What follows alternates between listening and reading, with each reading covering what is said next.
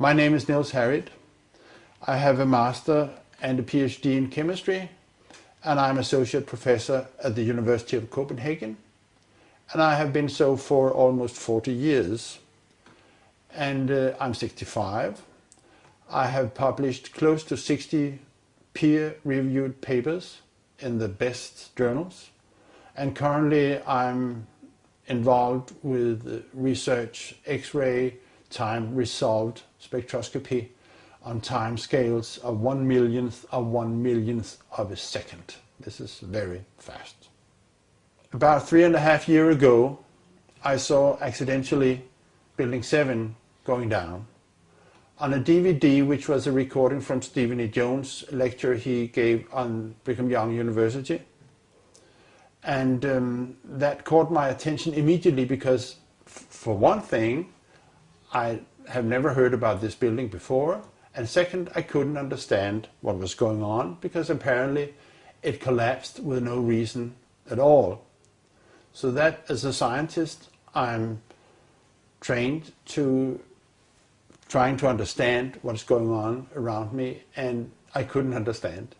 And from that day, I have not had any free time because later on I started looking into it. I started working on the local scene in Copenhagen, Denmark, and I got involved with a team of scientists, which also counts Stephen E. Jones, Kevin Ryan, etc. A total of 9 people, and in a kind of research investigating the dust from the collapse on south of Manhattan. And in the dust we found what we characterize as unreacted thermitic material in the shape of some very tiny red-gray chips, which have different properties. Most importantly is they're still reacting, some of them, and in the reaction they produce molten iron, which is the prime indication of a thermitic reaction, and such a reaction can be used to destroy steel structures. Now, thermite is, in the old-fashioned thermite, is a mixture of pulverized aluminum and pulverized rust. And if you can get this mixture to react, which is not so easy, it produces tremendous heat, and this is what you call an incendiary.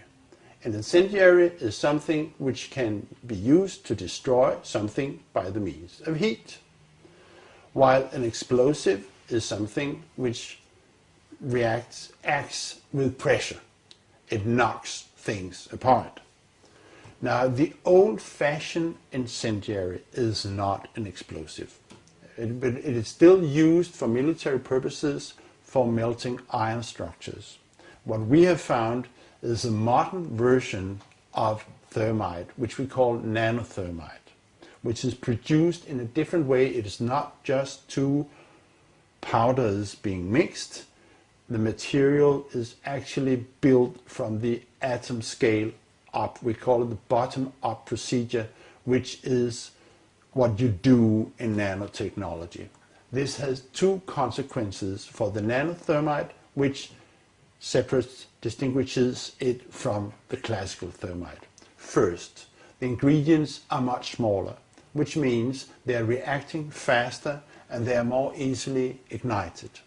2, due to the process of producing nanothermite, you have the option of putting in other stuff, other chemicals, which converts the thermite reaction into an explosive reaction. We do not know which role is played by the red-gray chips that we found in the dust.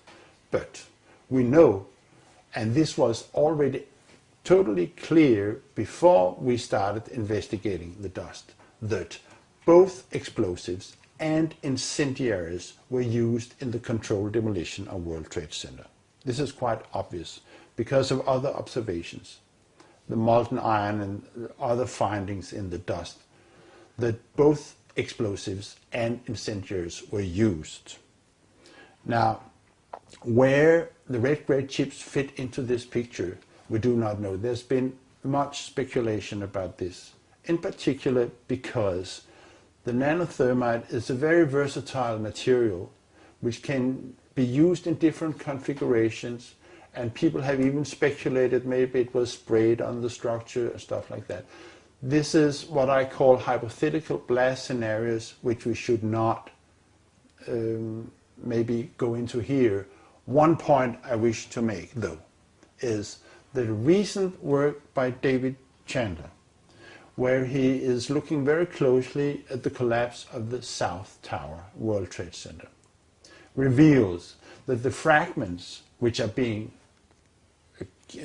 which is coming out of the tower, obviously being kicked out by an explosive action, are rocket fragments.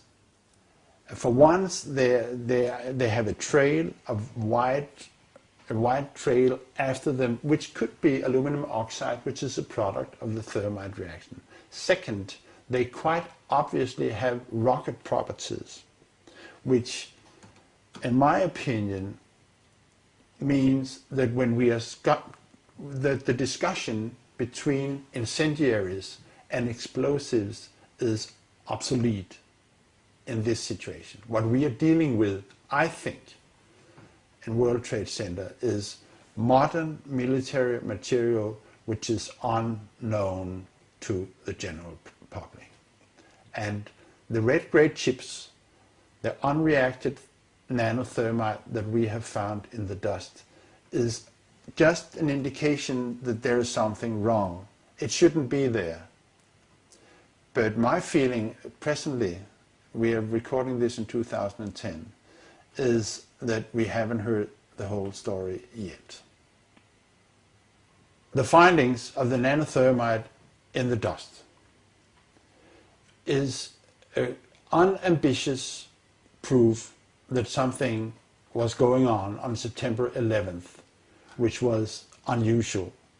And it is a finding which cannot be accounted for by any other explanation, any other process going on than this was deliberately put in the towers for the purpose of bringing them down. As a consequence, we are demanding, and I as a scientist, that a new investigation, when it comes, and it will come, should also encompass in looking for remaining explosives and thermitic material in the dust by the National Institute of Standards and Technology. Thank you.